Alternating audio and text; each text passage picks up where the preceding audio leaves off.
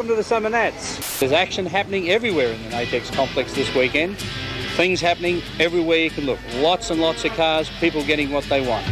This year is shaping up to be the biggest and best Summernats ever.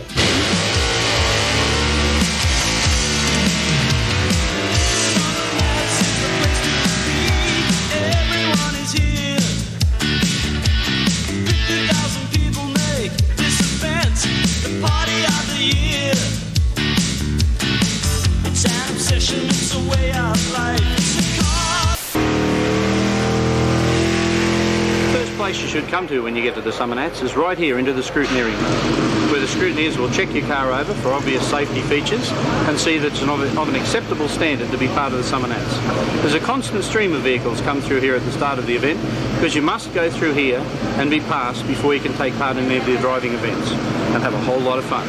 Ron Whelan's our chief scrutineer here at the Summernats. He's been involved for many years. We'll have a talk to Ron and ask him about the job that the scrutineers do and the things that they look for. The job that our guys are doing here this year, well every year, are to look for the points on the cars to make them safe for the guys to drive them around in the driving event so nothing will happen. Hopefully nothing will happen. We have them put tail shaft loops on for all the driving events so the tail shafts don't break and damage the cars. We don't want to see them damage their cars. We don't want to see them cause any problems to any public. And I think that's a major thing with this show, the way it's become, to be the premier event in Australia for cars that can actually drive and be operated on in their normal manners, sometimes abnormal, as in the Burnout comp. One of the innovations of this year's Summernats was the introduction of a muscle car class. And one of the cars that fits that class ideally is Danny Monk's Dodge Charger from Victoria. Danny, tell us about your car. Well, I've owned the car about 8 months. I saw it down at this event the last time it was on, and I loved the car then, and I rang the guy up and he wanted to sell it. So from then on I've owned it, and I've spent a lot of time on it, patching up the bad parts and making it run right to get it here this time. Well, this is a real classic, and I just hope you enjoy the event. I understand you come more for the event from the judging, is that right? That's right, just love to be here. I don't care what goes on, we just love to be here. The name Beecham is a familiar one at the Summernats. With us this year we have Paul Beecham, one of the other brothers in the Beecham family. Paul, would you like to tell us a little about your car? Yeah, Milton, my car's just a HK Bathurst Monaro 68 model. And I built it up sort of over the last couple of years, mainly just for strip racing. But it is, like I say, is a registrable car. I've had it for some years now. I heard a sneaky rumour the other day, Paul, that the engine in this may be seen in something else. You want to tell us about that little thing, or is it a secret? Yeah, at the moment, sort of slowly constructing a 28 Roadster, a Pro Street Roadster.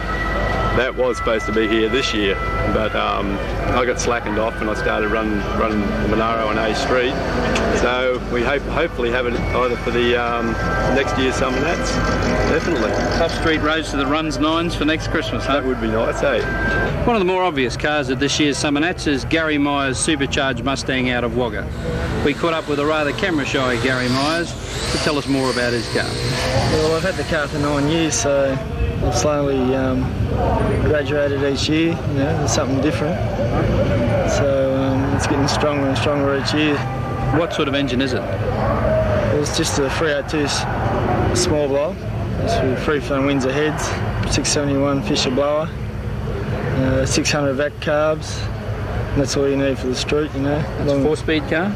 Yeah, 4-speed. You're a stick shifter from way back, huh? Oh yeah, mate. Did you do most of the work on the car yourself, Gary?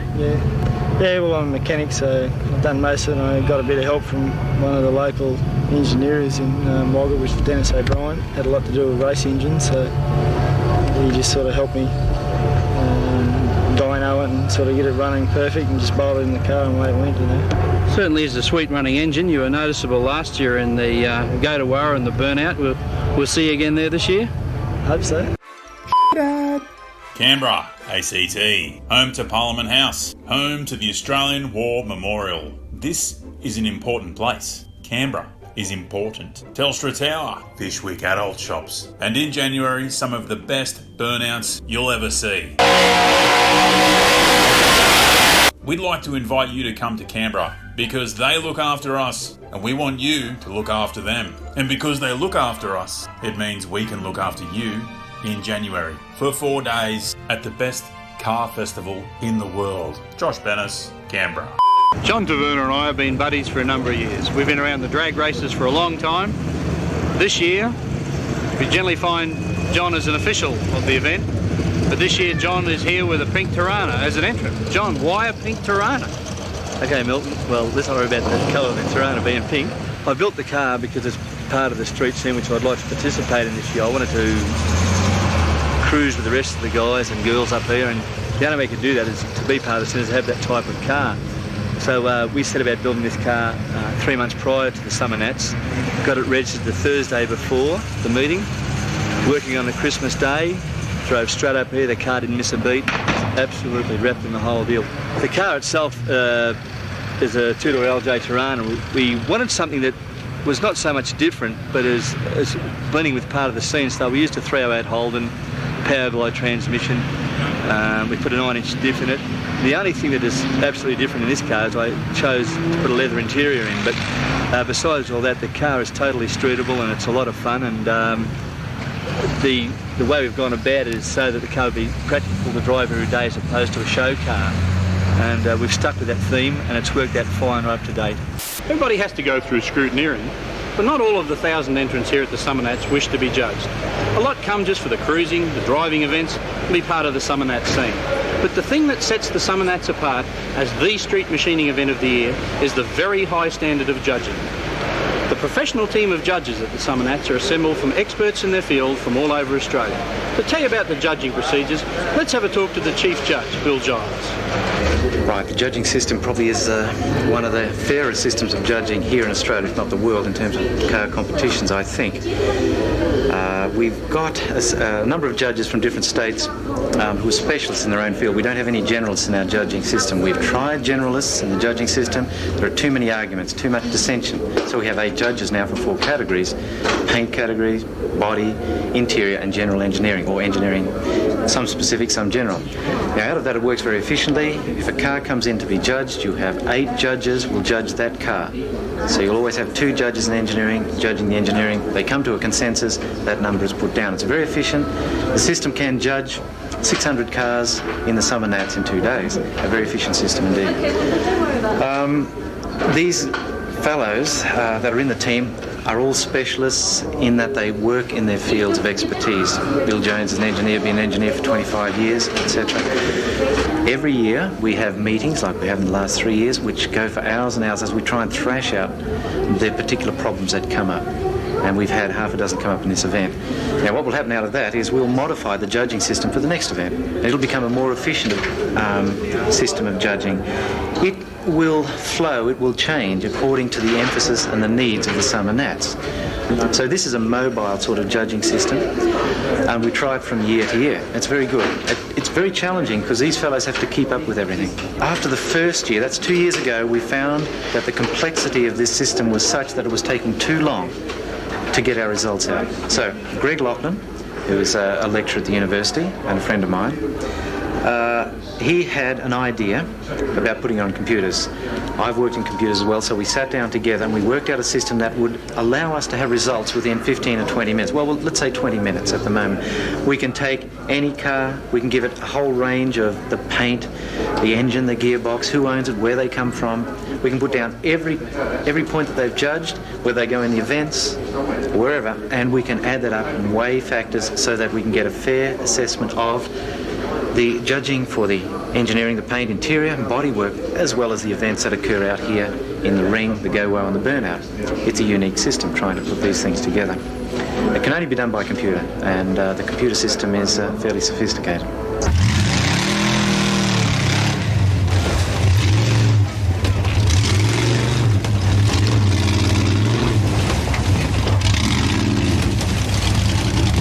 Aussie battler Monster Truck crushing some cars.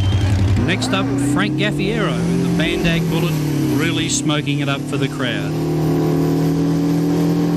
There's a large crowd assembled here this afternoon for the practice sessions for the Go-to-Woa and Burnout competitions, and it's only Friday afternoon, so it looks like being a real big weekend.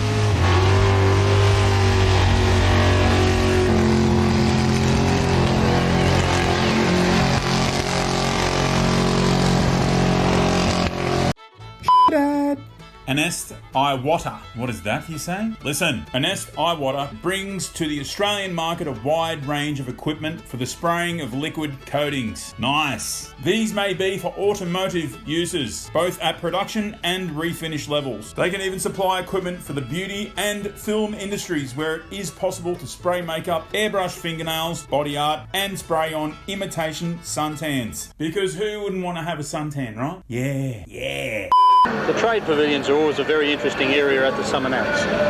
Many of the traders get a great deal of product knowledge from their exposure at the Summernats. The public get to see new products and get to find things that they've been looking for a long time. The traders themselves get a lot of market research from this. They get a lot of feedback from their customers and new products are developed from that. A very, very interesting area. There are products everywhere that are of interest to street machiners, from belt buckles to magazines to high-performance gear. Every year there are new and interesting things to see. The Summernats is a very important centre point for the automotive trade, particularly the street machining section. It shows that street machining itself is an extremely important part of the motor industry. This is the epitome of the aftermarket situation. When a guy gets a car, whether it be old or new, you could buy a brand new car today. There are things here that you can buy and use to improve that vehicle. There's lots of interesting things to be had here this weekend. This is a nitrous oxide kit. Nitrous oxide is becoming very, very popular. It's hit the button performance, and this one's Australian made and is comparable with anything available in the rest of the world. There you go, you're with him. That's brilliant. How much is that, Gary? That's $10, Milton. Good value for $10.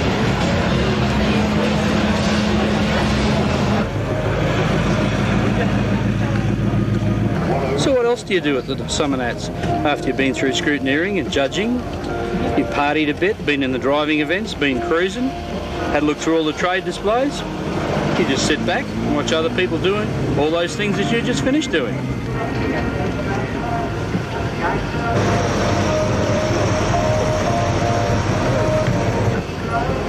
Well, then again, there's only one thing better than watching cruising. That's going cruising yourself.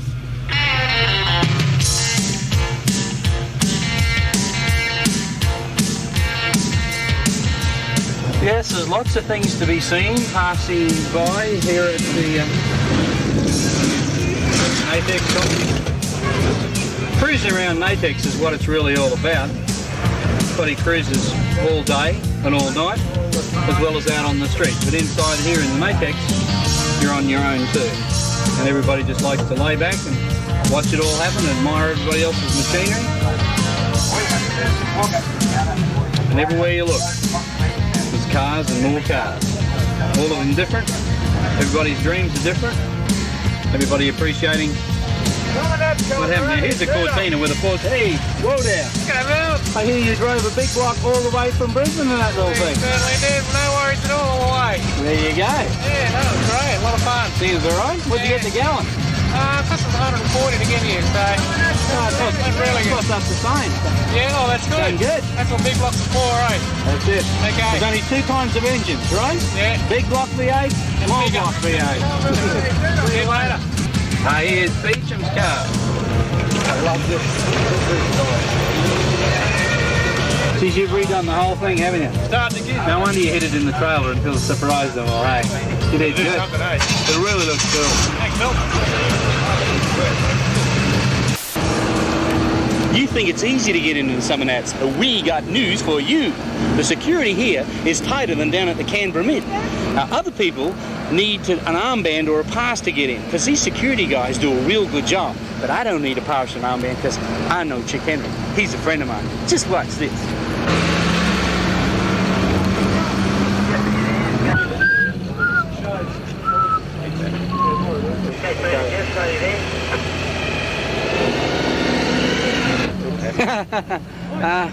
Hi, I just want to go in. I'm mate at Chick's. You know Chick. Hey, what's happening? Problem, and hopefully they'll take them up to 11 o'clock. On a more serious note regarding security, well, prior to the event, there's a whole deal of consultation between the promoters, the management of the Natex complex, the police department, the security guards and local government officials. We try and eliminate problems before they happen. This is the third time Summernats has come to Canberra, so the team are very proficient and well-oiled and organised in their security procedures. The whole purpose of the deal, of course, is to ensure that everybody has a good time. There are well laid down guidelines and rules, but then there's always someone who will go outside the guidelines and break the rules and attract trouble to themselves. There's a good spirit of cooperation with the police department, but I guess there's always a few people who won't listen. Oil change, rattle gun, gaskets, a battery, disc brakes, spark plugs. What do you need? Burson Auto Parts have more than 180 auto parts stores in Australia. They've been in the game for around 50 years. Don't turn up at Summernats in January with a box. Get that sorted, mate. Get your car fixed, repaired, ready to smash skids. You don't want to blow a wheel bearing on Skid Row, eh? You want to smash tyres like a mad dog.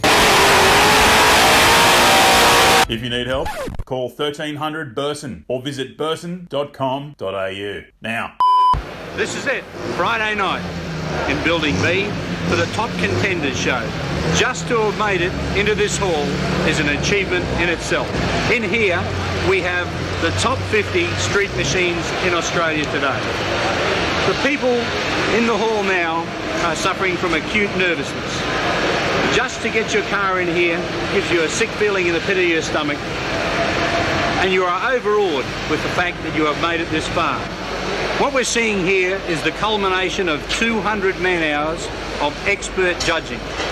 Judges who see things, confirm what they've seen with other judges, get the best together, bring them together here on the Friday night of the Summernats for the Top Contenders show. Scott McLaughlin made it all the way last year into the final judging and came away a winner. Scott's been working all year to come back again for Summernats 3. There's a lot of competition out there. How do you feel how you'll go this year, Scott? Well, there's a lot of sort of high opposition, like a lot more detail and new paint jobs, and they're looking really good at the moment. I haven't really had a close look around, but the cars that I've seen are looking really good. A lot of new ones. Definitely a very high standard, Scott. Higher standard this year than last year. There you go. So they're always improving, and they'll get better again next year. At every show, there's a car that catches your eye straight away. Ron's ute behind us here is being shown for the first time. Now, Ron, you've shown cars before, right? How many years have you spent building this car? 3.5 years. 3.5 years of effort. There's a heck of a lot of competition in the hall tonight. How do you think you're going to go against the other guys? I think I've got a chance to make the top 10. Would you be happy just to make the top 10? It'd be better to make the top 1, wouldn't it? Yeah. John Taverner was a little surprised to find himself in the Top Contenders show tonight. The car was built as a project to show people just how you can build a simple, practical, attractive, high-performance street machine. And here he is in the same hall as the Robbie Beechams, the guys with all the chrome. It's a good example of if you build a car right, you can score and be up there with the winners. John, how do you feel about being in here tonight? Yes, well, I didn't expect to get this far in the whole show, but it just goes to show that if you do work at what you do, and you try hard enough, you will get somewhere. I am a bit surprised, but heading into public cars gone further than my expectations, performance-wise, durability, and now the final product, the show. Robbie Beecham, you've come out with top street machine overall for the last 3 Summernats. You put a lot of effort in, Rob. You think you can do it again, seeing what's been put up against you here today? Like I have with all the events I've been in, from what I've heard, they've been very close. Everyone is in with a chance the way the judging system is, so it's really up to the guy who puts the best effort in on the day. This is the last chance. This is the countdown. They're on the launching pad to the final judging. The good news is to get in here. The bad news is you've got to wait till tomorrow for the show and shine out on the Oval to find out just who gets the final awards. That's another story, so we'll see you tomorrow, Saturday of Summernats 3. What is canna, you ask? I'm going to read this to you. Hang on. Canna is the Dutch expert in cultivating your favourite crops. Eh? The green stuff. I mean capsicums, tomatoes. Welcome to a new way of growing that is all about passion, love for plants, and achieving the best results in the easiest way. Canna. Whether it's capsicums, roses, broccoli, or anything else plant-based? Eh? Oh, hang on. Visit canna.com.au. Hang on, I've got another bottle here. Brown stuff. Let's have a smell. You're the first to open this. Yeah, man.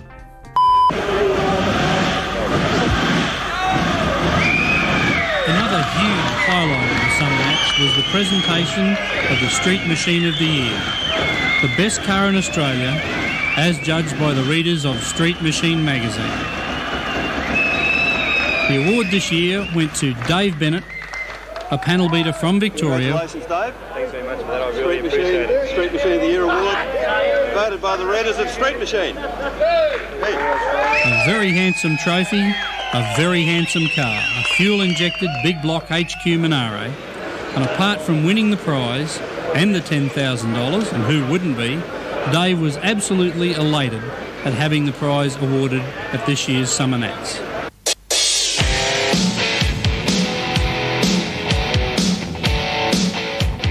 Welcome to day 2 of the Summernats. This is the day dedicated to the show and shine. We're surrounded here by the finest street machines Australia has to offer. And this is the day that the people that come to the show get their opportunity to vote for the vehicle of their choice. It's People's Choice Day. The show and shine's a very laid-back affair. The cars are laid out within their various categories, and the owners and the public get to walk through and admire all of the cars in the show. Everybody is here on the Oval today for the biggest show and shine Australia has ever seen.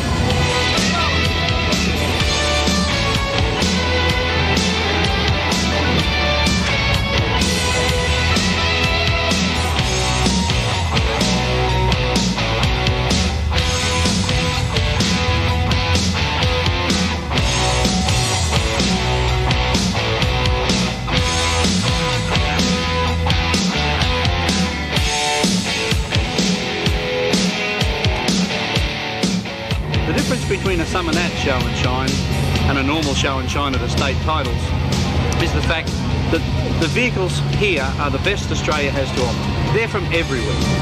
So you're not just seeing your local vehicles, you're seeing the best vehicles in the whole of Australia.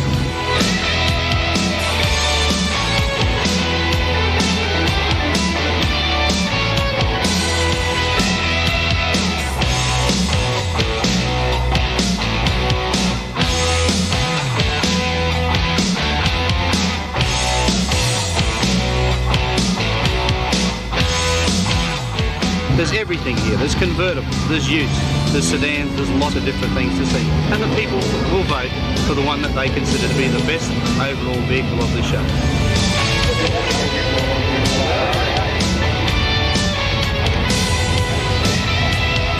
It's 10:30 on Saturday morning, the moment we've all been waiting for. The awards for the top judged categories. After all of this, we have to have one winner. Through the fierce competition and intense judging, we emerged with a victor.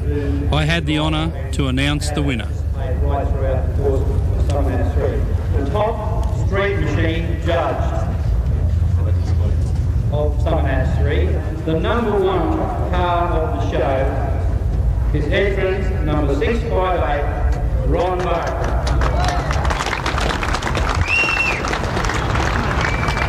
Also from Street Machine magazine, $2,500 worth of overseas travel.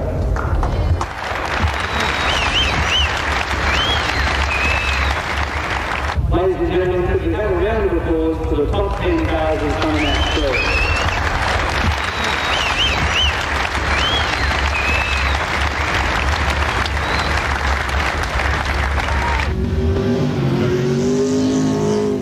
Check day 2 of the Summernats. Looks like being bigger than big. The crowds are immense. Everybody packed into the complex here for the Motorcana and the Spear of Spud. Lots of interesting little cars competing. This is a tough little car. Big wheel tubs in the back of the car done by Taverna Engineering.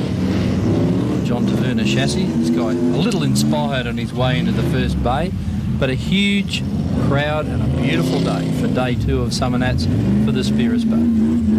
Yeah, Milt, I'm just concentrating on what's going on there, thinking to myself, I'd like to be out there too. Dad, Coca-Cola, or Coke, as it's more well known, is a carbonated soft drink manufactured by the Coca-Cola Company. It was invented in the late 19th century by John Smith Pemberton and was bought out by Asa Briggs Candler, whose marketing techniques led to Coca-Cola. I'm just going to read this off the Wikipedia thing, okay? It was brought out by businessman Asa Briggs Candler, whose marketing tactics led Coca-Cola to its dominance of the world soft drink market throughout the 20th century. Boring. Who cares? Why do we love Coke? I'll show you why we love Coke.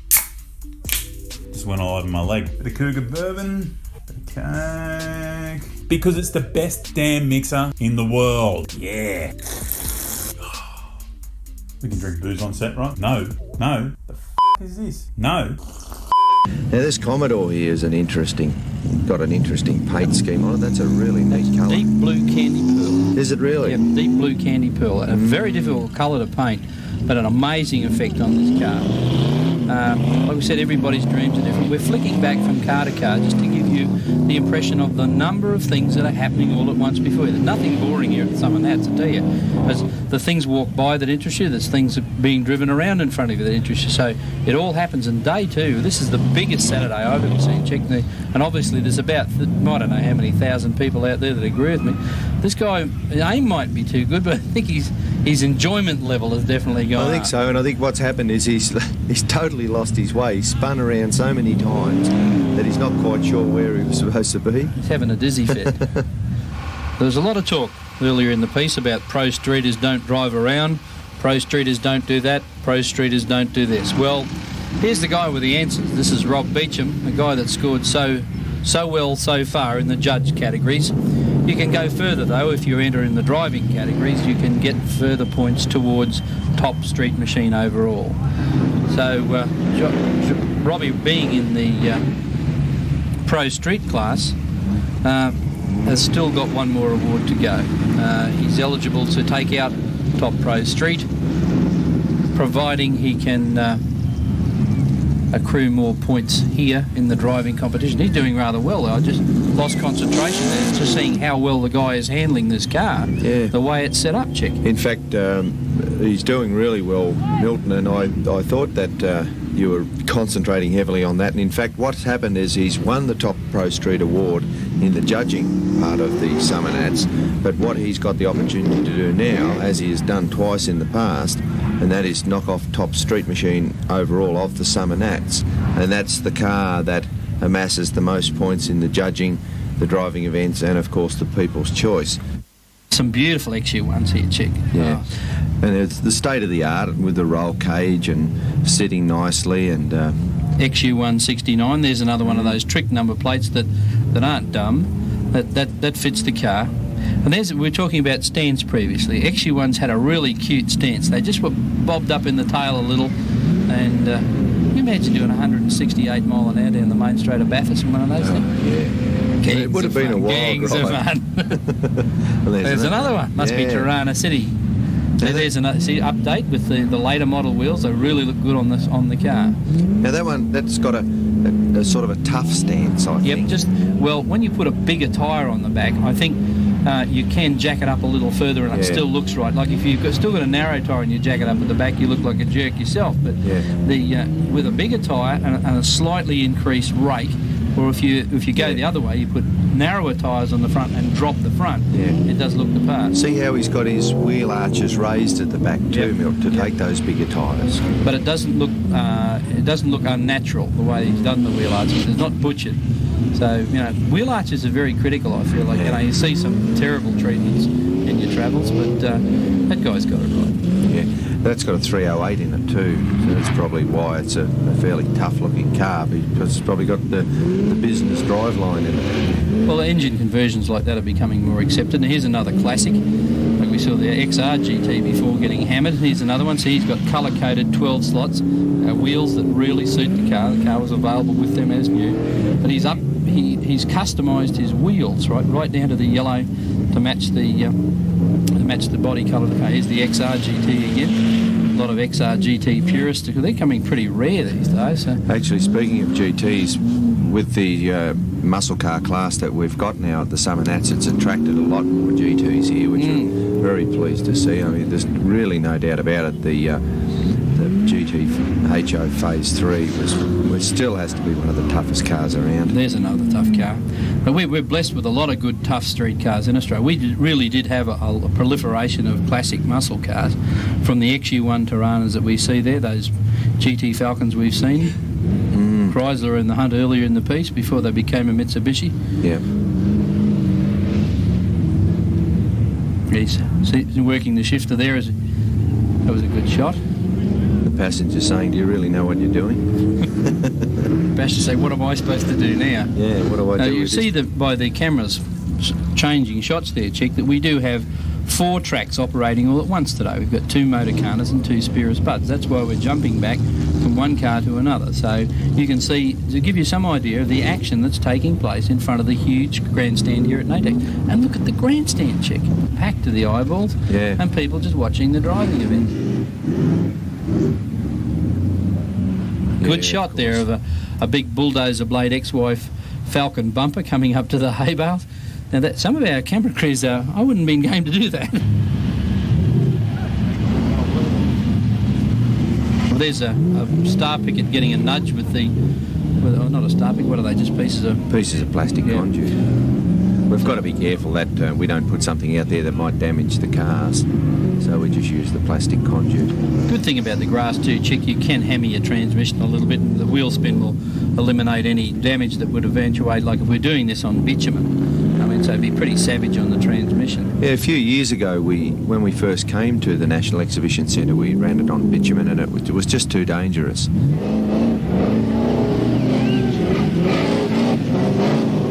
It's happening all over the oval. Like we've got cars of all shapes and sizes, and this is what it's all about. Everybody's enjoying themselves. Meanwhile, they're all out there spearing spuds and television crews having a great... What's that? Bradder. We haven't seen... There's actually a lot of XD Falcons cruising NATECs. It's almost as though it's a cult thing with Falcons. They seem to be a little more laid back. They're not really into the upfront stuff, the XD boys. Maybe they... I always find that a car exists for a while and all of a sudden it comes of age. And one thing that's happening, like this XD, it's just very simple, got his own personalised number plates on it, got a good set of wheels, and it's a nice street machine. Yeah.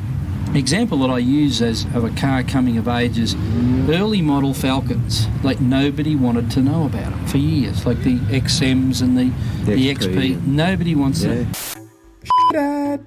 With Haltech, you unlock the power. With everything from universal ECU kits, plug and play kits, to dashes, gauges, merchandise, and more. Have a look at this.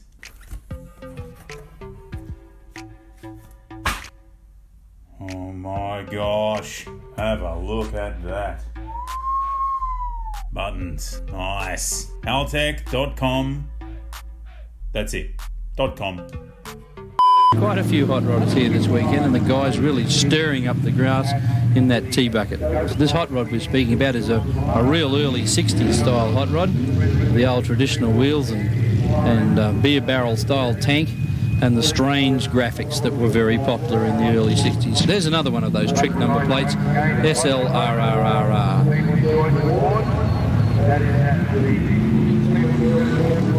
And the SLR Tirana is very, very popular every year here. We see some examples like this one that are not really much different from stock, but are really good in detail. Then you see some very extensive. There's a classic view of a classic car, the XY Falcon. Well, here's a little Escort, something a little more controllable than the custom lines and everything we've seen out there. But as you can see, it's pretty loose out on the oval. We're down to the sandy loam base, and late in the afternoon things tend to get a little out of control and a little dustier and a little drier, so the guys that are out there at the moment are really going to have a big clean-up job before the Super Cruise tonight, Chick. Yeah, but we were lucky, I guess. It could probably be worse if it was raining. It would be an even bigger mess, I guess. Yep. And these cars that we see on the oval today, the condition of some of them before they go on, you really wouldn't think that the owners would take them. No. Well, some of them have a little more difficulty in getting these spuds than others, I noticed there. I'm wondering whether the point fell off a spear. Here's Ron back again. This guy has made incredible progress. Has built show cars in his life before. An incredibly shy guy, a really nice guy, but very camera shy, and was almost embarrassed to take his awards, but he's already taken about 3 or 4 major trophies so far this weekend, plus $2,500 worth of overseas travel from Street Machine magazine. He won't be able to believe it when he heads off overseas. He's probably the sort of guy that would never expect to be able to do something like this. But he deserves it. The car is just brilliant. It's a shame that on a screen we really can't show the exquisite detail in the car. One of the interesting things about the Summernats too is that as well as coming to the event once a year, there's an opportunity for these people to meet up once again and enjoy their company. And it's the sort of thing we can't capture on film. The wonderful feeling of these people seeing each other and talking about their cars and saying, what have you done this year? And, oh, gee, that's terrific. And when did you put that carburetor on? And they're a nice set of wheels. Now, here's an interesting car.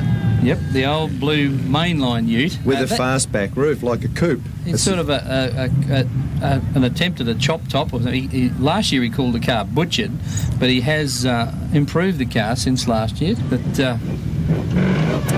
still, there's still an incredible lineup out there. We've got all kinds of things on the arena at once. We've got SLR Tiranas and Valiant station wagons. Yeah. And it's all happening in all corners. This guy's seen the discretion's the better part of the valour. Forget the post, I'm leaving now. Here comes another. Now listen, how can I get that? What's wrong with you? Not too bad. There's one in there somewhere. Well, he's done all right. Now, there's a GTR. Now, that's not an XU1, but it's nice to see them preserve. The GTR was a good model. I believe the concept of the GTR and the SS, I believe, weren't the full bottle, full throttle models, but they were a sports-oriented model without a whole bunch of cost. They had all the essential stuff that you need. Probably an ideal street machiner's car because they had the basic layout already there, and you can improve upon it at your own will, you know. So yeah, this guy's doing rather well. And the Tirana being a nice controllable little car, and in the other corner we've got a great big huge Valiant station wagon. They were like trying to manoeuvre a Pioneer bus around here. There's an interesting thing, a Sigma, and it's got one of those dreaded chook cookers in it. He started it up the other day, and the pupils started to fall out of my eyes with this dack all the time. But then again, I'm alert. There is if you're allergic to Mazda rotaries, there is something you can take to cure it, actually. Is there? It's called Winchester. Oh, really? Yeah, you just get a 12-gauge pump action. Every time they start one up, you blow it to bits. Now, boys in the Tirana, they're still hanging out. And look at the colours of the cars in the background. Check this, everything here. Colours. One thing I like about the Summernats, it's colourful. Yeah, and that looks like a nice 6-pack Charger up the back there. Yep, they were tough. Well, the afternoon's excitement is really coming to a climax. Check the action's thick and fierce out here on the Spearus Budden Motorcarna Arena. The guy in this thing seems to be getting around there pretty smartly. Now, here's one of the very tidy pickup trucks that we've had here on the weekend. Features a Statesman Caprice grille. And see the Falcon flutes in the bonnet and the artwork going off the flutes down to the side. That's interesting. Yeah, people are becoming less afraid to pun. There's a classic. One of my favourite classic shapes is the FJU. Yeah. And definitely an unbelievable style. They really are a smart-looking car. And also with those late model wheels, you know, it's a very up-to-date car. Well, early model with high-tech bolt-ons is becoming pretty popular too. You know, that's a good style to follow in building a car. Yeah. It's hard to make a pickup truck with a tray back look pretty, but this guy's got it dressed up quite well. Yeah. Obviously, he's got a light throttle spring or a heavy right foot. Which one, Chick? Almost obliterating each other in the dust out there, but all in the name having a good time. And I guess in a one-tonner too, you'd be able to flick the back around fairly well. Real easy. When a one-tonner isn't carrying anything, they tend to leap small buildings in a single bound. Yeah, dance all over the road. Yeah. Actually, and you haven't got a lot of bodywork on a one-tonner to put graphics on. Actually, there's I saw someone on the highway coming down with an incredible step-side body on it. I really like step sides. Never ever did build my 50 F100. I ended up selling it without turning the spanner on it. But this guy, he's making the most of his little truck. He's a bit of a lock-to-lock man. Maybe he thinks he's from opposite lock, like the Aussie battler out in front of us. He's certainly opposite locking it a bit out there. Yeah. Now, when we get a look at the back of it, that was a glimpse there. It's nice the way he's got the tail lights let into the tray. I think that's quite good. Nice and neat. Stops them smashing them. Certainly looks better than having them hanging down like off most trucks. Well, it's fine with tray backs and trailers. The first thing that happens when you loan it to somebody, it comes back with emaciated tail lights. Yeah, and I just noticed it's also got a drop tank too, which is interesting. I think this is Mark Scaravisi. Mark originally came here a couple of years ago with a bright green XE Falcon with a fuel-injected methanol burner in it, and ran around with a service vehicle with a 44-gallon drum of methanol in the boot, and I think they burnt every drop of methanol they had. Now, this car was formerly the Race Car Engineering Pro Stocket by Wayne Daly that broke the national record. Now, Mark Scaravisi's got it set up for Pro Street, not with his old engine, runs a carburetted Cleveland in it now, but of course, being a Pro Street style car, lots of things clip off, and when you go in something like this, you can clip off just about anything you want. And there's a more complete version. Still in the Spear Spud's immensely popular. You see Mark's car where the fan is actually drawing through the radiator. You can see where it's picking up the dust. Got funny car style pipes on it out the side there. Meanwhile, back at FG City. Well, it probably makes you wonder whether many of these passengers have ever had a spear in their hand, though. I don't know what to say there, Chico. One of the things we've done by running the two events concurrently, like the Spear Spud and the Motorcana, it makes me wonder what the passengers think about, leaning out the window, getting the spuds in the window, and then when they get to the Motorcana, the drivers are going a lot harder. And they've got to sit there as a passenger and just hold on while the driver races around through there. I wonder what some of the girls think about that. A little trip into the terror department. Yeah, I mean, when they're leaning out the window, spearing the spud, they're concentrating on something. But when they're just a passenger and they've got to sit there and watch what's going on and haven't got a lot of control. Gangs of fun. Yeah, I think some of the girls get a bit nervous. Well, there's still plenty of action out there on the Motorcana and Spear Spud strip, but we're going to leave it shortly. It's almost 4 o'clock in the afternoon. They've been out there enjoying themselves on the oval for nearly 8 hours, participating in what has been the greatest Summernats of all time, as the excitement builds tonight for the real feature of today, the fantastic Super Cruise that happens as soon as the sun goes down. It's the part of the action that Canberra really likes, the way they line the road of Northbourne Avenue and seeing all of these terrific cars come down there. The comments that we hear throughout the year is that Canberra just can't wait for it. Righto, Chick, I guess we'll be leaving the Motorcana and Spear Spud right there, and I guess I'll see you tonight as we turn the keys and hit the Super Cruise scene. Okay, Milt, see you on the street. See you there. Dad. 50 years.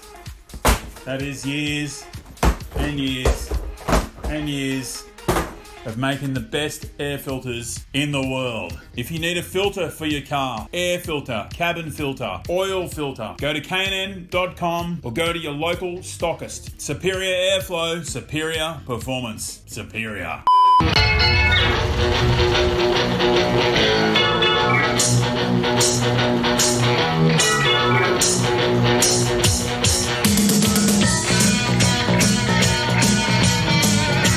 Sundown Saturday night in Canberra as the top 10 contenders in this year's Summernats lead the Super Cruise out of the facility and onto the streets. Chick Henry was there as part of the Super Cruise. We'll cross to him to let us know what the atmosphere was like on Northbourne Avenue. Over to you, Chick. I certainly was out there, Milton, and it was an unbelievable experience just seeing so many people lined up there to see the fantastic cars of the Summernats. And of course these cars are made up of, as you said, the top winners of the Summernats and some other selected cars that have attracted a lot of attention already this weekend, such as this Ute here, which won the top judge car at the Summernats. But the feeling out there with these cars was seeing the people that were lining Northbourne Avenue all of the way into town and back again. There were families, there were children, there were people of all ages. And of course out close to Natex was where most of the enthusiasts were, but as we got closer to town, it was just so exciting to see so many of the local residents there calling out and cheering. And certainly were some brilliant cars there. It's a Thunderbird Spear convertible, and there's the Falcon from Broken Hill, Howard Astel's car, a fantastic unit. One of the top 10 cars there, and of course Robbie Beecham's Pro Street Calais.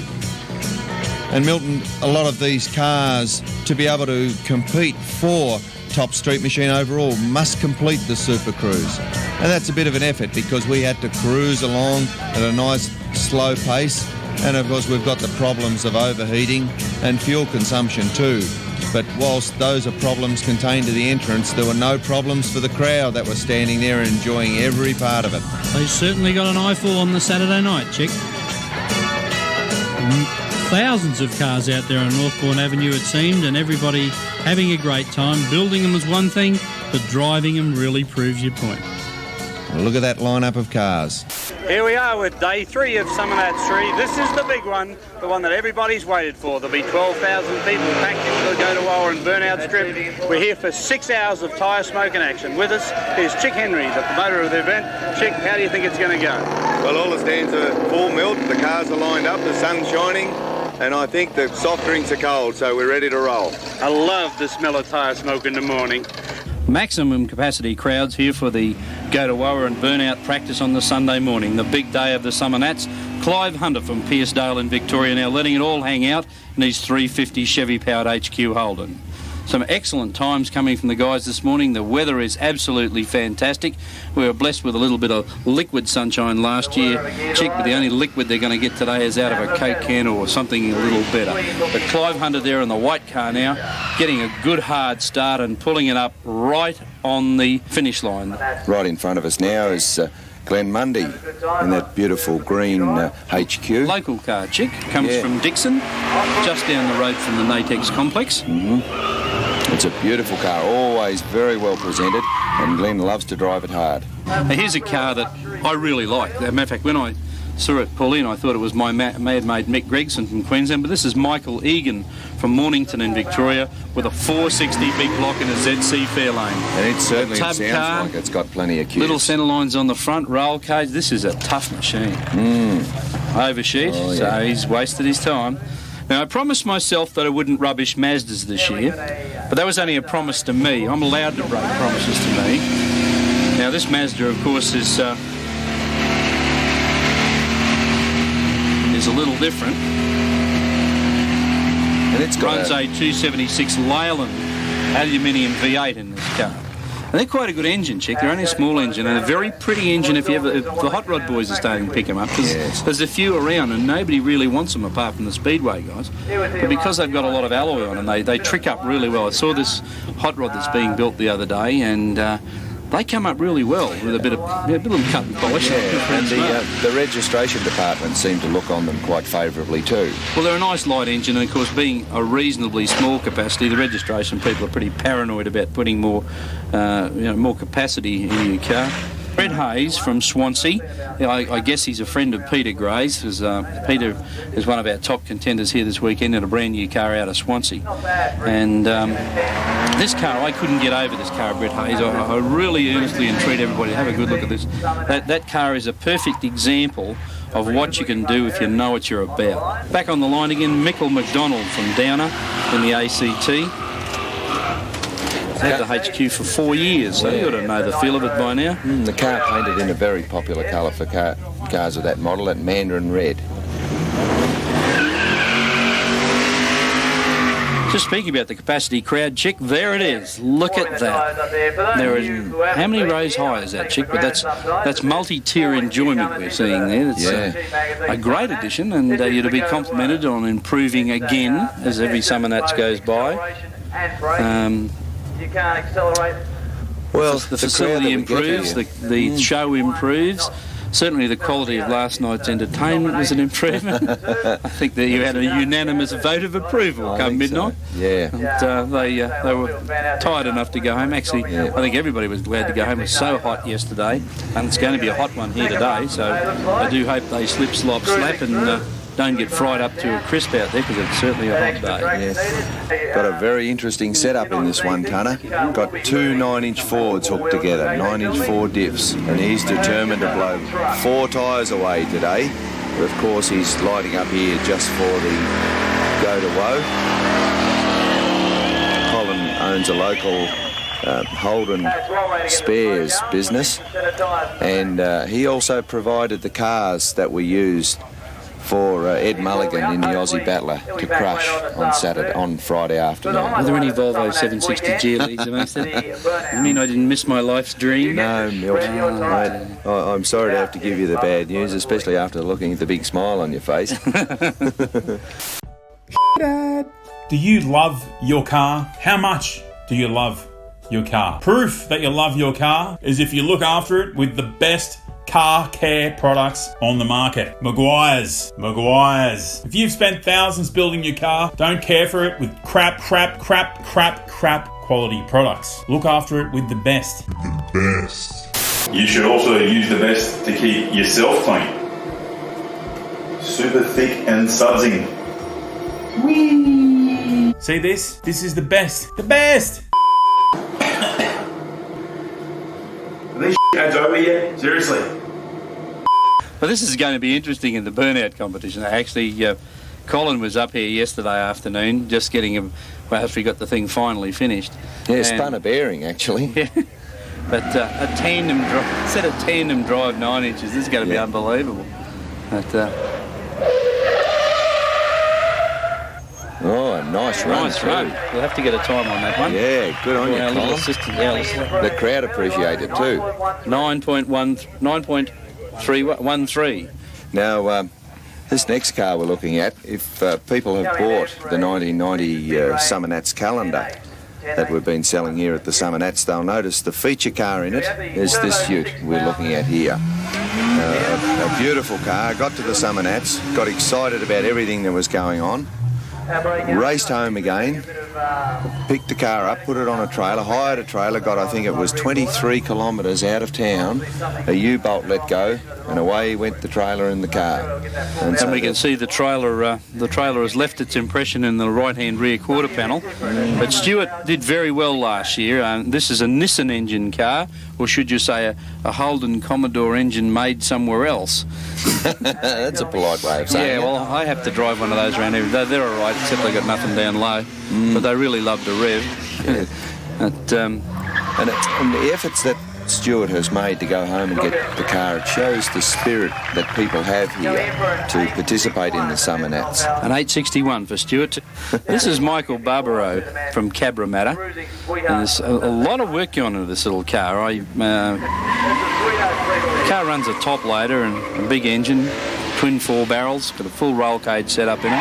Built the engine himself. Tremendous amount of work's gone into this car. It has a very dedicated crew who are quite noticeable when you see them polishing the car. Yeah. An 891 for Michael Barbaro. Nice looking GT there on the line. Yeah, there's a couple of these early model GTs. We were saying yesterday that they're almost becoming sacred amongst GT collectors. This is an XT. There was an XR out there really laying into it yesterday. An XR and XT GTs they've got a bit of age on them now, I guess, so they're becoming a little rarer. And I guess there aren't as many fake ones around as there are with XYs and XWs. Yeah. But this is a genuine XT GT, and it's Adam Athens from Greystanes. Now, Glenn Lee's from Tim Boone in Victoria now in the SLR Tirana. And an interesting comment about the engine here. It's an engine built to L34 specs, and it says, who built the engine? This is my brother-in-law on Tuesday morning. And see his number plate too, Milt. Yep. SLR. Yeah, that's cool. And I like, he's got a poor man's Linko in the car too. It's fitted with a two-speed power drive. I owned the car for 7 months.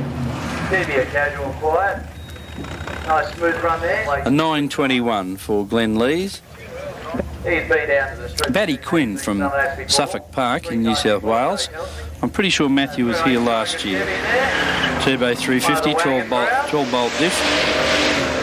He got second in the Go-to-Woa, and he was in last year's top 10 in the Go-to-Woa, so I thought we knew that name, Matthew Quinn. Let's see how well Matty does this year. Yeah, and is there much done to the engine? And he's written on the spec sheet, oh yeah. A 7.99 for Matthew Quinn. This is Chris Hillman. Yeah. Now, Milton, I should tell you about Chris. He's a guy who's been involved in the scene for a long time. He's built a lot of cars, and this car is incredibly interesting. It's a 5-litre fuel-injected Group C Commodore engine, and it's in this Nissan Skyline wagon. It's computerised, it has a digital readout everything, a compact or automatic compact disc player. It's the latest high-tech car that's here, and in fact the most interesting thing about it is that the engineering, and in fact engineering is what Chris does for a living, building these sorts of cars, the engineering is so good that it even had the judges baffled. Chris always has an amazing choice of motor cars to use as a base for his engineering projects. So, didn't Chris have a 308 engine Holden Volvo at one stage? He did, that's right. Did he build that one that Phil Scott was driving at one stage? I think so, yes. Yeah, but to me, a Nissan Pintara, a 10.09 for Chris. Very high-tech car. Yeah, it runs unleaded fuel and it has full legal rego. David Rapper from Toongabbie. The very nice 350 Chevy-powered HQ Statesman. As has Jag diff, we see hanging out under the rear there. That's a pretty trick feature for HQ. It sure is. That's a lovely car too. I love HQ Statesmans. Everybody's got mates. Right, who built the engine? A mate. Just couldn't quite remember his name, but a mate built it. Now, David, we'll see if we can get a time for David fairly quickly here. 7.66. 7.66 for David. Excellent. And that's a name very familiar to Summernats spectators.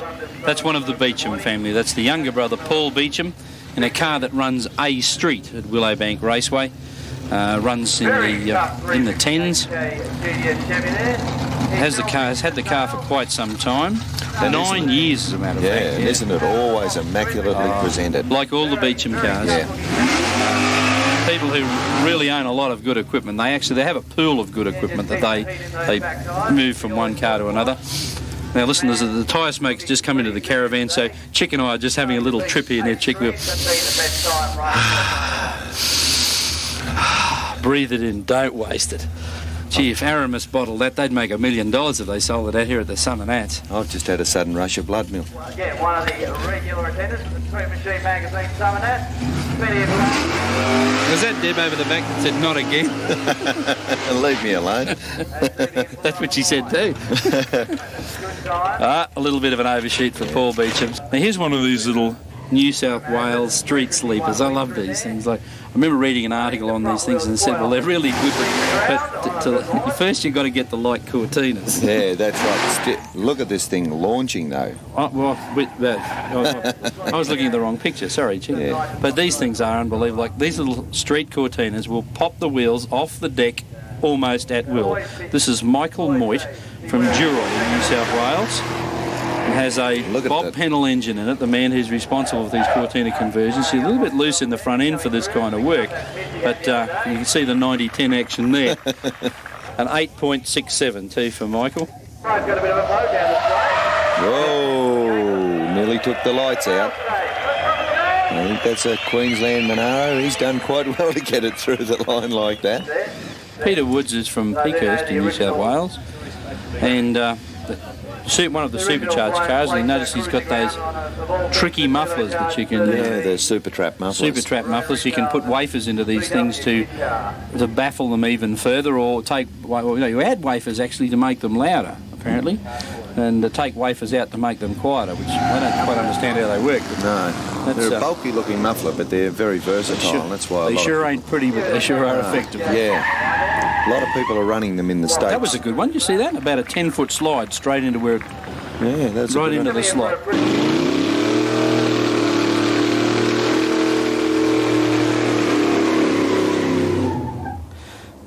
this is Jill Heaney, Heagney. In fact, I'm not too sure whether That doesn't it's Jill. look like a Jill, I because think that driver doesn't have a shirt on. That ain't a Jill, I can tell you. I know the difference. You know why? Girls wear earrings. Yeah, but this is Jill's son, and this is a family that I've known for years and years. They turn up at a lot of events, they participate in a lot of things. A wonderful family. Dad. I used to work in a panel shop as a spray painter. True story. I used to turn up to work early every single day. One day I was 10 minutes late. The boss said to me, "Why are you late?" And because I was a young smart I said, "You never thank me when I'm 15 minutes early." Not only did that go down like a mouth full of nails, I had to wash the entire complex for a week. And I was a painter. I wanted to paint. And our paint supplier at the time was PPG. These guys. So if you want to use the best paint in the world, don't be a smart to your boss. Be nice, be kind. PPG. Get the finish on your car that you need. Shiny, shiny.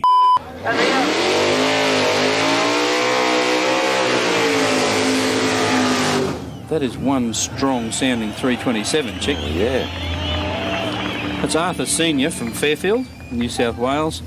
Hume Performance built the engine for Arthur to give it that definite sense of strength. It sounds excellent. And on his sheet there, is there much done to it? And he says, yes, but I'm not saying. And I think the performance tells it all.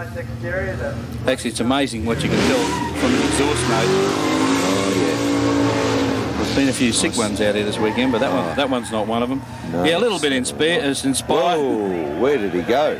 Out the back door. The brake pedal is the one in the middle, Arthur. Mark Ploughs from Canberra now, and with his EH Holden. The day wears on. What's the hour of night? It's 10 past 11. I guess there'll be some other things happening fairly soon. Chick, we've got some features here today, haven't we? The Van Bullet. Frank Gaffiero letting it all hang out. Yeah. An 8.54. That was a good run for the EH Holden. Craig Hendricks from Kings Park. Peripheral port. RX-7. Yep. The number plate reads Bad RX. Alpine white with graphics on it, and oh yeah, very good controlled slide. An 8.15 for the Chook Cooker. That's a very neat car. And here's Mark Yardy from Bringelly in New South Wales, in a really tough year. An engine built by Hume Performance, a methanol injected engine with alloy heads. Car is midnight black with graphics. A real tough looking car. Calls the car Yummy, and there's a number plate to say the same. But Mark was here last year with us, I understand, and one of the pioneers of graphics. A good one, an 810 for Mark Yardy, so he's well down in the bottom end of the 8s, and that'll get him into the top 20 or so contenders.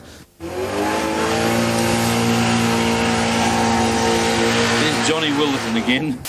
Isn't this the one that came here last year? Had gangs of trouble last year. Actually, the engine was brand new and it wasn't quite right. So John scooted back to Melbourne, would you believe, just like it was around the corner, got some extra parts and made some changes to the engine and it was okay. So here he is back again. The only problem he's had, he broke a push rod this time, giving it a heavy rev. An 8.61. That's not a bad time. Here's Gary Myers. Gary ran out of gas on the start line as they've been driving everything. Like I said, that is a sweet running engine for a blown motor, and the guys did it all himself. They do it out there in Wagga, and he's here with all of his brothers, camping on the facility. Sit back in their chairs under the tree, watch the world go by, jump in the car, cruise with it. I think Gary is a perfect example of a guy that has been to the Summernats before, understands the magic of the Summernats, and lives to come back next year. And when we have the photo competition, it's interesting to see the way the photos, the way they come in. Do we have a bit of a... Well, that's the sign of a bit of horsepower. Yeah. Oh, might have been good, but he sure was spectacular. Lining up right now in that top 10 is Darren McGugan in his white 1972 XU1 Tirana. Bit of a twitchy run there. Whoa, I don't think Darren's going to feature today. Mrs. Heaney's little boy really giving it some on the start line there.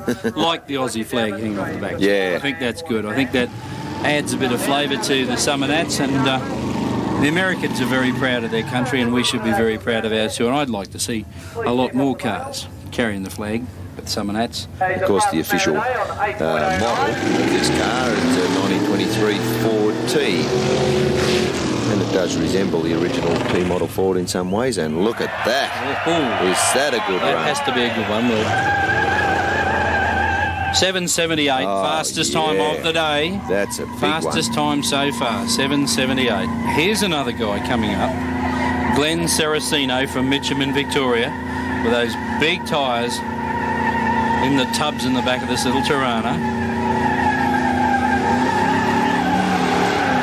And Ronnie Whelan holding the side of the car in a handheld burnout. Yeah. I remember I was the person responsible for getting handheld burnouts banned by Andra. I used to have my crew hold onto the door handles of the car. They used to wear out more sand shoes than I used to wear out tyres. They drag them down the track about 20 feet. Yeah. But Glenn has got the tyres hot now. He's pretty serious. He did a very good straight hard pass initially in the piece, so let's see how well he goes now coming up. Oh, look at that. Right on it. Are these guys experts or what? And they're coming thick and fast in the top 10. Chick, there's certainly no slackening in the action here. Things are really, really warming up. Yeah, well, Sean Kenny, like the other car's just gone off the other end. Sean Kenny's coming into stages like a bracket race at Service Paradise. Oh, it sure is. We're running a little bit behind time, but on a sunny day like this, it doesn't matter all that much. But the time that these guys have got to beat, or these guys and gals have got to beat, is 7:78. That Mrs. Heaney's little boy laid down 7:78. Right on it.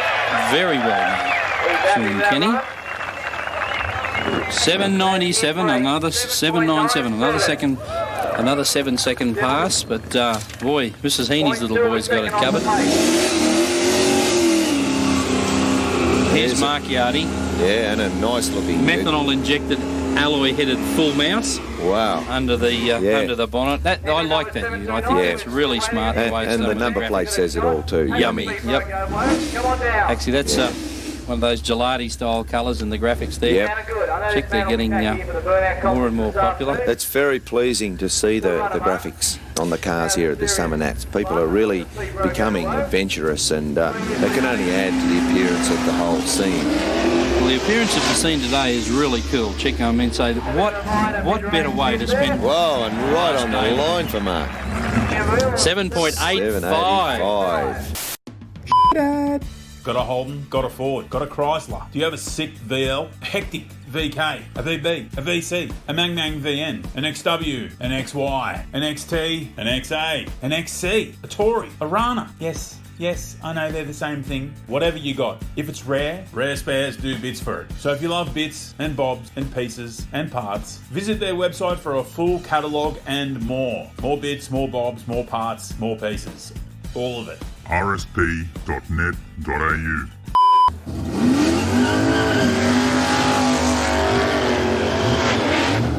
Nice little bit of smoke off the line as he leaves. At the deep end. Oh, no, I think too late. Paul's out of it. It's all starting to happen here on the Burnout Strip, the event everybody is waiting for. A huge crowd assembled here at the specially built Burnout complex at Natex for the event of the event. The biggest event of the Summernats, the Burnout competition, the thing that finishes off the biggest horsepower party of the decade.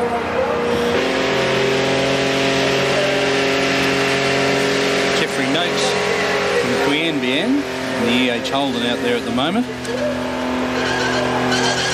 One of the local guys hasn't got far to come to the event, just over the hill. Of course, a lot of the guys not using their regular street tyres on the back, and that's wisdom. Yeah. A little bit of experimentation through the year as to what makes the most smoke and the right colour smoke. That's a shot. There are some brands that do smoke a lot more than others. And of course, tyres of a certain age smoke a lot more than others. This EH is doing a pretty darn good job of filling the back wheel arches with pure tyres. Yeah, and there's his little foxtail hanging up in the window. Shades of the 50s.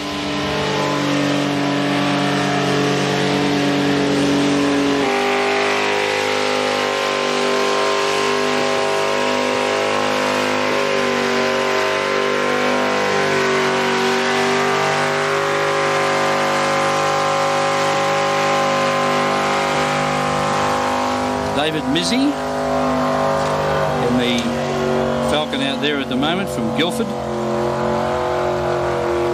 The 351 winds are in it. Making plenty of horsepower.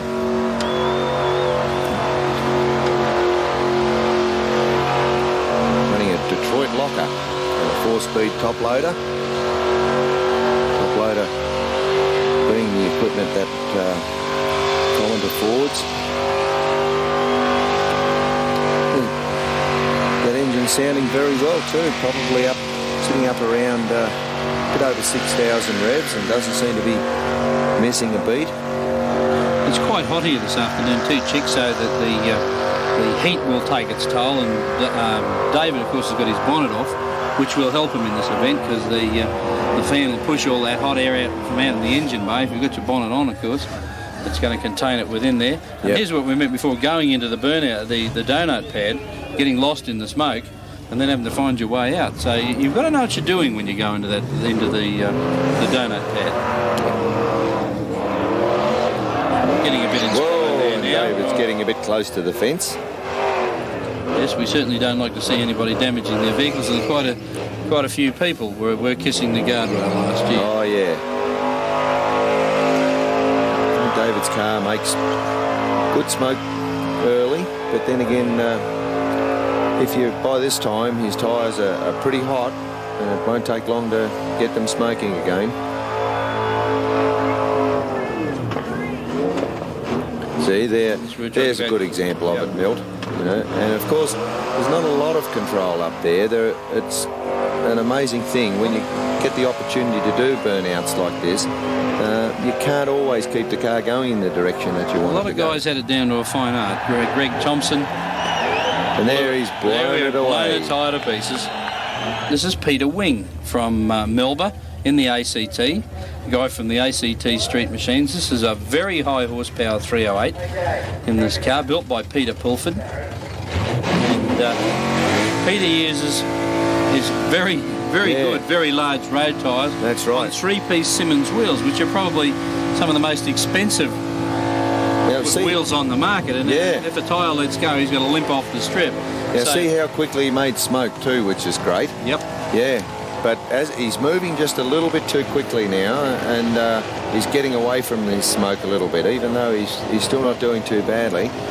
The engine sort of reacting a little bit to the over rev there. Yeah. And a little bit of a crackle up there, so we hope he doesn't open the Christmas box with the engine. Here's another guy that lives for his car, Milt. His family own a Chinese restaurant, which is an unusual thing for people named Wing to own. And he catches up with Peter once in a while and says, Pete, do a few more bits and pieces to it, you know, and he keeps it in, Peter Pulford keeps it in top shape for Wingy, and but the car's always incredibly well presented and always got a very healthy engine in it. There's lots of dollars in the car, right from the front bumper to the back. This car has many, many features apart from just bulk horsepower. David Yates is out there. Now, David's from Ralston in New South Wales, and he has a high horsepower engine in this car, a 351 Cleveland, built by a couple of guys who really know their way around Cleveland engines. Mal and Kim Baker from Blacktown in Sydney built the engine in this car, and they are old pro stock racers from way back, and they really know their way around Ford Clevelands and how to get heaps of grunt out of them. David making good and constant smoke to bring him up in the scoring, and some of these street sleeper type vehicles, not the outrageous looking ones, you'll know some of the street sleepers are the ones that excel in the burnout competition. Yeah. Haven't got a lot of showy paint and stuff, they've got a lot of horsepower under the bonnet and don't mind using it. No, in fact, if you saw that Falcon sitting in a car park anywhere, most people wouldn't take any notice of it. And Looks I guess, like my wife's car. does it? Maybe it is your wife's car. No.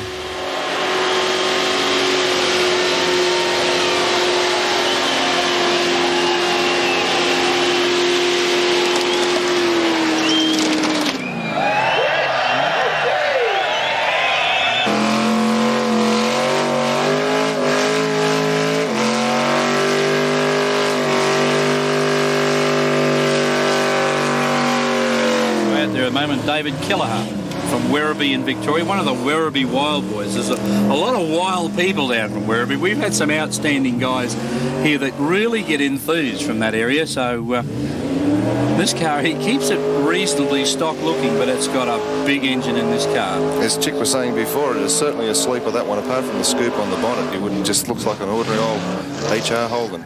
It's using an 850 double pumper, so anything that uses a carburetor of that size and runs well must have some horsepower. He's just blown his rear tyre. He's blown his tyre. This is a can of Red Bull. Red Bull gives you wings. Summernats is a 4-day event. So what happens if you get a bit tired? You get a Red Bull. Because it gives you wings, mate. So if you're smashing skids at Skid Row and you need to get to the burnout pad, crank out your Red Bull and fly over. Because it gives you wings, mate.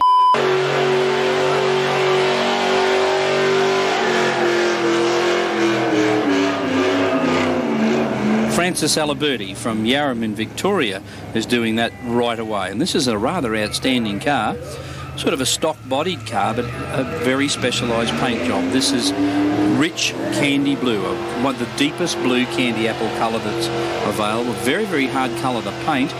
You get shades and blotches if you don't know what you're doing. But that car is excellently done.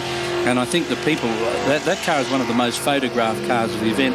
I think you'll find in street machining more and more of these very high-tech, high-colour paint jobs and the expertise that's been developed in paints within the country in the last couple of years. We're going to see a lot more of this. Meanwhile, Francis is not afraid to go out there and use this stunning piece of machinery. He's enjoying himself on the donut pad, and the crowd are really loving it. Again, he's got his street tyres on there, and he's probably got $200 or $300 each tyre on there that he's just smoking up and tearing them apart. Well, I reckon in the time that he's been out there, he's used over $100 worth of rear tyres. Going precariously close to that guardrail on the end there. Yes, I just hope he's got 2 spares and not 1, because he's going to need them pretty soon. Frank's a Boilermaker by trade, apparently. Come up here with 3 of his mates, and this is the first time here. He's had the car for a couple of years. He's just finished the car. He's given that some too. He's certainly out there enjoying it, and I think this is possibly one of the best runs so far. It's early in the day. It's only 1:15, and we're here till about 4 o'clock with about 3.5 hours of tyre smoking action at Summernats 3. It's got to be getting close to that guardrail.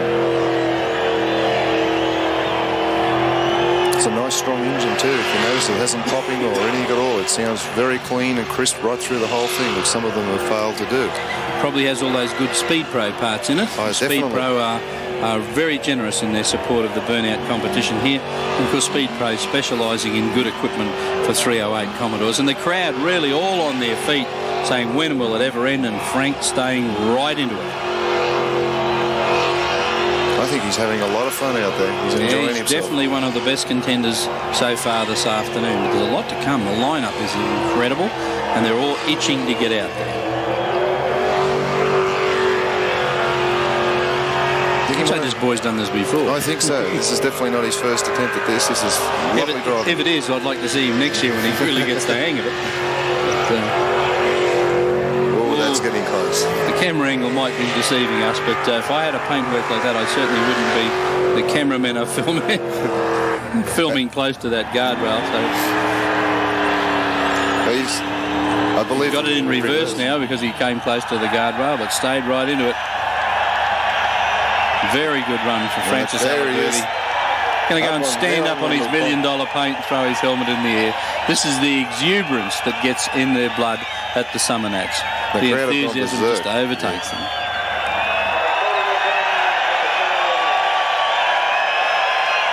Vlado Rakic, one of Street Machine Magazine's feature cars of the year, and of course Street Machine Magazine, very, very strong supporters of the Summernats. And Vlado's car was one of the cars that was competing for Street Machine Magazine Street Machine of the Year.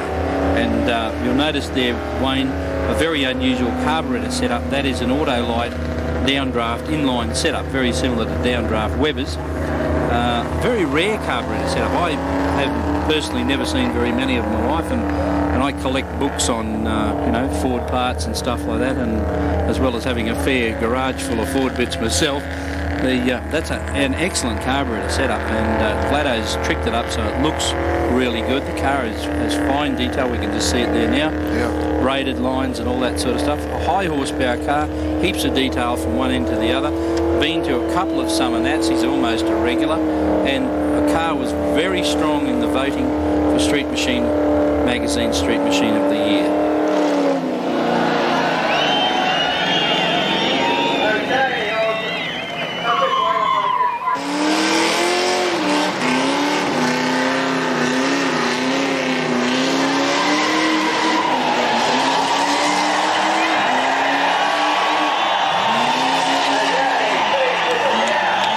This fella's really getting involved here. He's doing his donuts in a small part of the track, and he's got it under control. Unfortunately, we don't have an information card on this guy, so we have absolutely no knowledge of who he is or where he's from.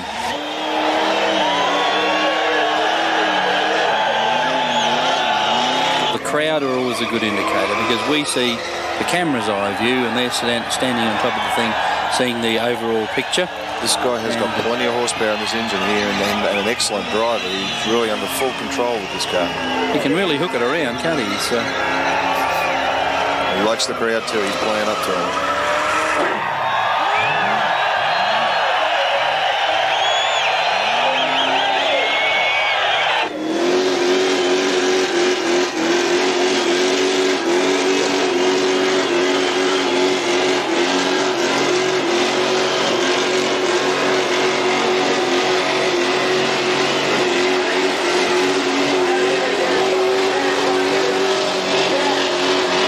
This is serious smoke. This is serious smoke right from the word go. So I guess that Mark Yardy would be well up on the point score early in the piece. To my way of thinking, he is in the first half of the Burnout thing. He is about 10% ahead of any other driver so far at this point. We've got to see how he goes when he gets to the Burnout pad and when he gets off the end of the track. But doing remarkably well. To me, the strongest competitor to date has been Frank Alberti, but Mark Yardy really punching it out on the section of the track prior to the donut pad. And here he is on the donut pad now, really getting it wound up. He's having a good time. He's actually all the way down there. He's just playing with the throttle, and the thing was just bawling smoke up everywhere. Going to the anti-clockwise spins now. But as Chick said before, it's a burnout competition. It means making smoke. The year we introduced the donut pad, some guys were doing donuts and not burnouts. And then there was a great discussion as what was a donut and what was a burnout. Then they just said that the combination of the two should count.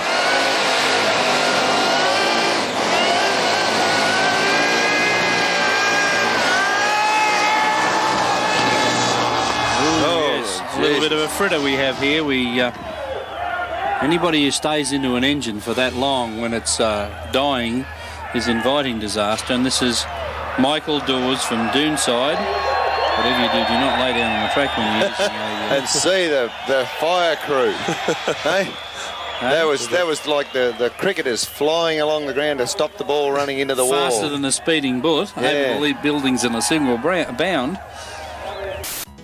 Dad.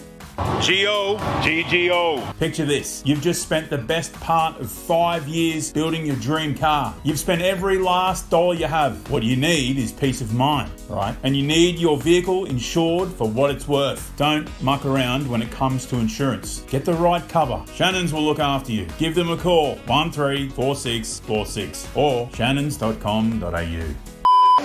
What have we got here? We've got Wayne McDonald from Cessnock in New South Wales in this tough truck. With a 4-cylinder Vauxhall Viva engine in it. Oh, we're reading the wrong one. That's 454 cubic inch Chevy. is it? Blower, yes. I never heard of one of them. No, yeah. And Barry Burt from Hume Performance has had a fair bit to do with the horsepower coming out of this big 454. And this was one of the cars that actually featured in the Top Contenders show, Chick. And it's got a great deal of attention to detail. And boy, they put in a lot of work preparing this car for the weekend. Sounds like a strong engine too. It surely is. One-tonners are actually becoming reasonably popular. Because Mark Scaravisi, or a friend of Mark Scaravisi, with that red one last year. Oh, yeah. That's Con Elkies, wasn't it? Oh, it was the Elkies brothers. One's got a Mazda, one's got a, that's the guys. A tonner. Yeah. That's created a lot of interest. Personally, I think that the creation of the Holden one-ton truck was one of the most sensible exercises of the motoring industry in Australia. This one-tonner is certainly finding a new lease of life by lighting up the tyres, and he has been consistently good to this point, and I'm marking them progressively as they go through the burnout procedure. But I do believe that the creation of the Holden one-tonner was one of the smartest marketing exercises in the Australian automotive industry, in spite of the fact that they were damn ugly. Yeah, but the way he's got the tray back on that, I'd say because the tubs have got to come up there, is because he's got to get the car to sit a bit lower.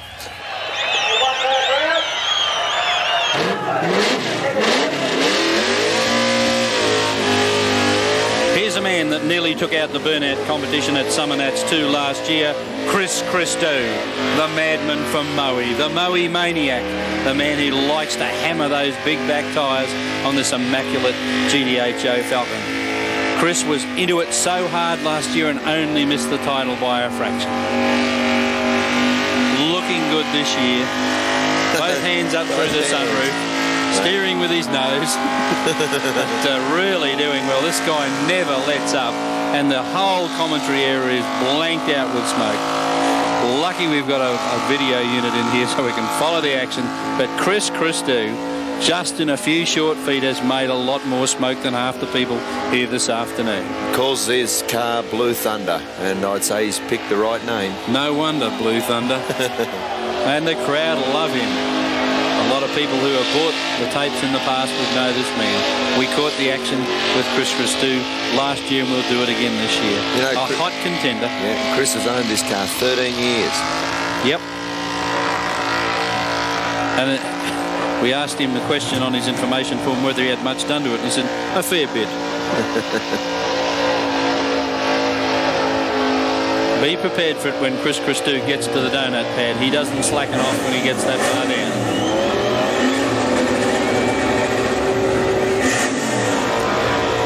Not running little tyres either, running very large street tyres on good rims. So he's not doing it easy. I guess he contributes to the fact that more tyres, more smoke. Well, look at that. That's incredible. That's it. He has the highest halfway score so far, as far as I'm concerned. There are a lot of other judges there.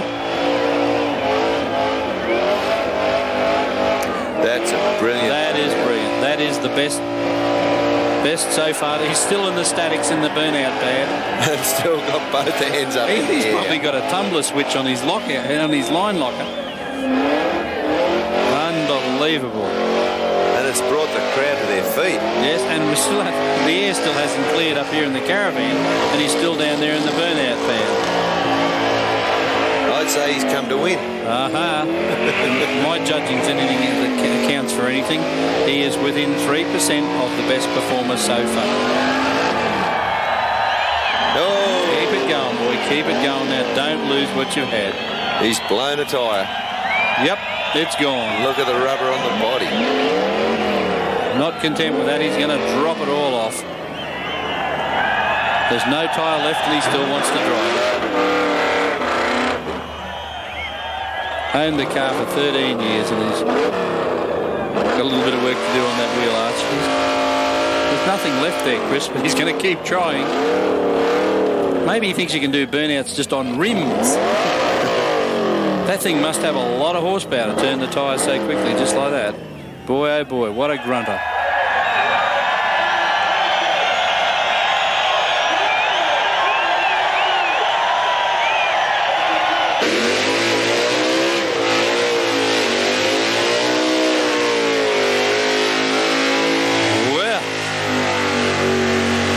good wines come from South Australia, but good tyre smokers too.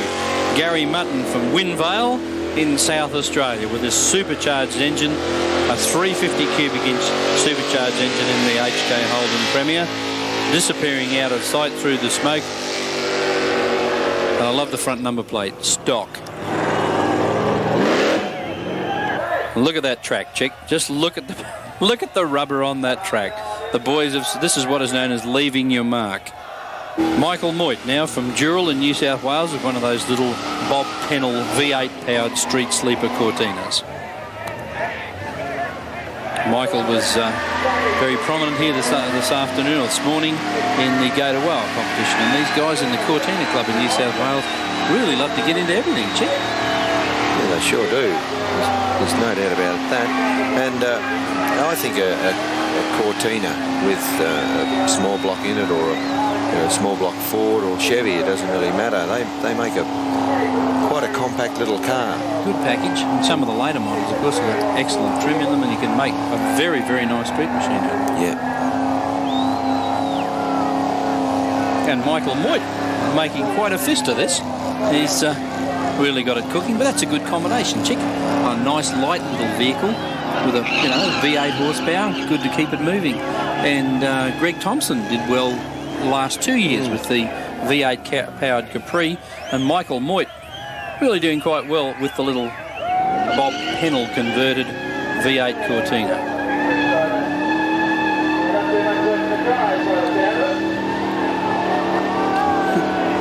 It's interesting how some of these cars, Milton, tend to push the front wheels so much. We're still wondering about which are the best tyres to use to do burnouts.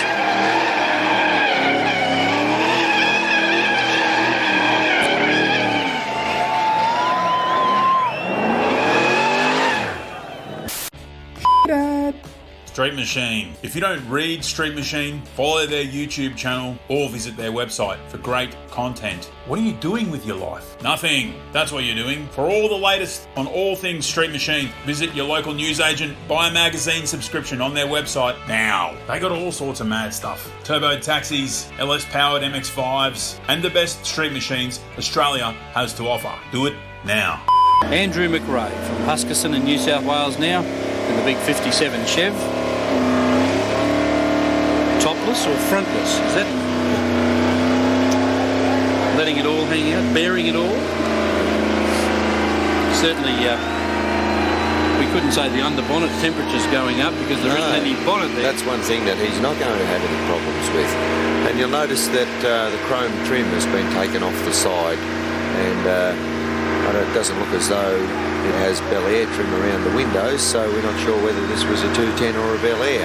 This is what I was trying to work out last year, so I shut my face about what's a 150, a 210, a Bel Air or an Impala, because some guys have got Bel Air trim around the windows, yes, and 150 trim on the tail and stuff like that. So I think with these older cars, quite often that they dispose of the tatty trim and leave only the trim that's in good condition or whatever. But the 57 Chev probably has to be one of the greatest symbols, one of the greatest automotive symbols of all time. I think the 57 Chev is probably symbolic of what is desirable in a motor car, and what is a lot of people hold them in great affection. Yes, and of course this one here has got an engine in it which it never came from the factory with.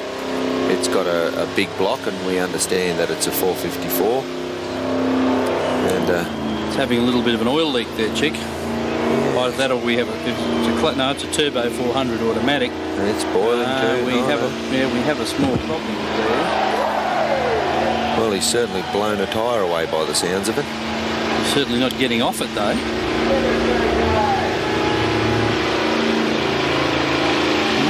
just wonder whether we have a transmission problem there. It all seems to be coming from the rear of the engine, unless that's steam. But either he hasn't got any gauges or the gauges aren't telling him anything, but staying right into it to the death. Andrew McKay.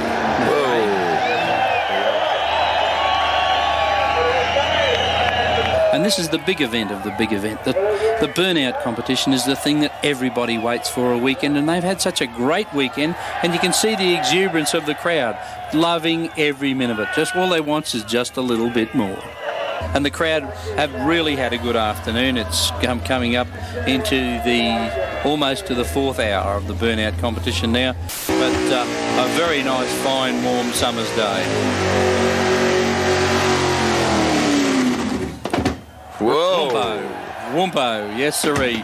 Bang, bang, back through the carburetor, and she's having a little burn here. 327 Chevy, backfiring, leave it to the fire crew, just about blew. Watch the fire when you lift the bonnet, boys. We learn about these things. Give it a squirt down through the thingo first. But,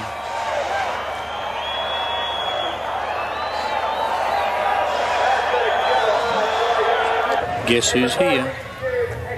Yep. Glenn Rogers. Minus the wing off the back. From Mossvale, New South Wales, last year's winner.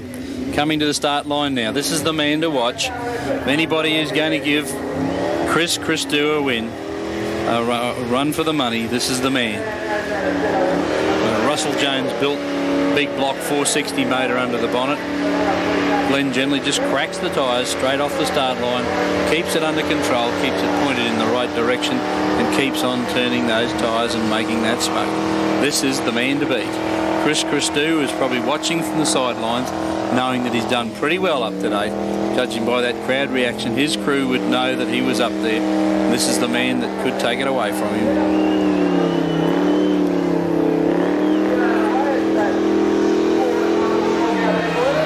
It's a nice looking ute, but I thought that the addition of the wing... The wing made it last year, it certainly did, but he's got the tonneau on it, so he's obviously... probably seen a little more service this year, I would think. Yeah. Quite incredible, the pictures of the ute before he actually started building it. Boy, was it a dungo. Made a silk purse out of a sow's ear, this boy. Big block forward, just big arms swinging around in that crankcase there, keeping those wheels turning. Incredibly torquey motor, the 460 Ford. I have a couple of 429s myself. But the 460 just has so much more low down because of the extra stroke. We've lost him. Are you in there? Come out of there, Glenn Rogers. We know you're hiding in the smoke. Aha. This is unfortunate. Looks like he's lost power. Well, there's not a lot of action coming out of those pipes. Those pipes look like there's no gas coming out of them. So there you are, Chris Christou. You are up there still. Dad.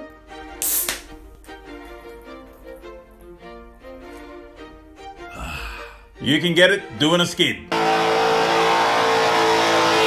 You can get it eating a dim sim. What's the best cold beer? Victoria Bitter. We finished doing these ads yet? Right, John Willerton now from Werribee in Victoria. Another one of those Werribee Wildmen in the big block powered Cortina. A 429 in this car. Big block Ford seem to be coming out of the woodwork at the moment. And John had a lot of trouble here last year. Has had a virtually trouble-free run this year. And looks like he might be half a bet here, Chick. He's doing really well early. He sure is. And it's good to see that. Don't let the revs die, boy. Yeah. He's let it die down, which is unfortunate. Continuity gets you points. Oh, no. Not again. Throttle linkage has fallen off, would you believe, Chick? Those trimmed predators. Gets out, puts it back on again. Wondering why it wasn't making any horsepower. Oh, I can see that the back carburetor's not working. Now, see, it's hooking up. So he's going to have problems. John's going straight off the bottom end. I think he's pretty annoyed.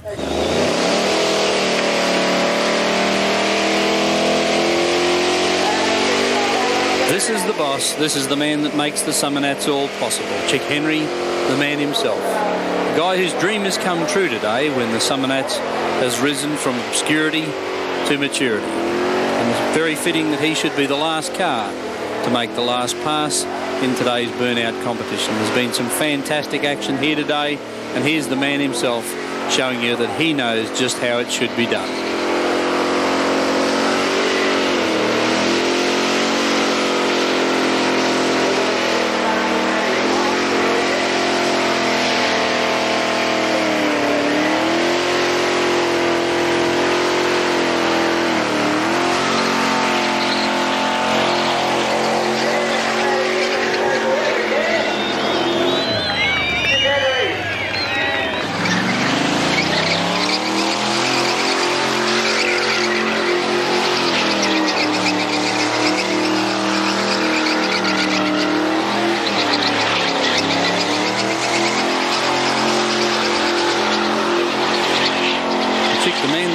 the show, showing you that he knows all about these things himself. He's not just a promoter, but a street machiner as well.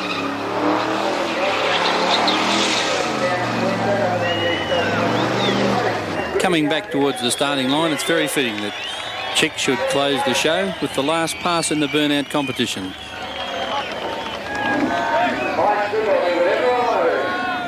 And Frank Gaffiero putting in a big finish to our Burnout competition this afternoon. I think the troops have well and truly been entertained.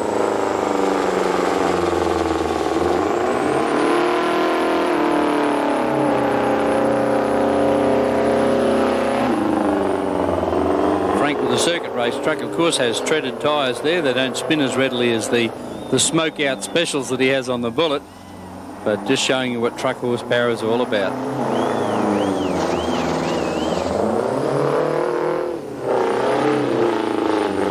The man handles these big rigs with one hand, just like we're running around in a little mini minor panel van. An incredible driver. As we said, a virtually unknown person some years ago, a very quiet, unassuming young man. Went to the truck drag at Surfers Paradise Raceway and caught the bug. And here he is, a national identity in exhibition driving and certainly a very well-known figure in the trucking world. And the crowd on their feet had a wonderful 4 days here at the Summernats. They've got more of everything that they came for. And everybody's had a great time at Summernats 3.